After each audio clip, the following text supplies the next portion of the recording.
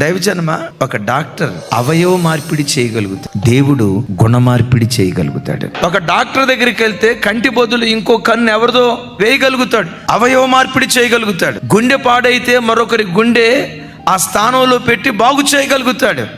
విచిత్రం తెలుసా, డాక్టర్ గుండె మార్పిడి చేయగలడేమో కానీ ఈ దేవుడు హృదయ మార్పిడి చేయగలిగిన శక్తివంతుడైనటువంటి దేవుడు.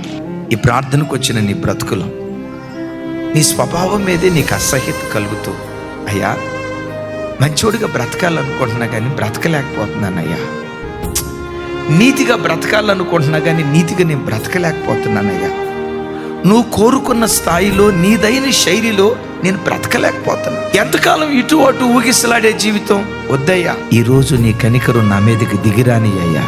దేవుని కనికరం ఒక వ్యక్తి మీదకి దిగొస్తే ఆ వ్యక్తిలో నుండి నవీన స్వభావం బయలుదేరుతుంది.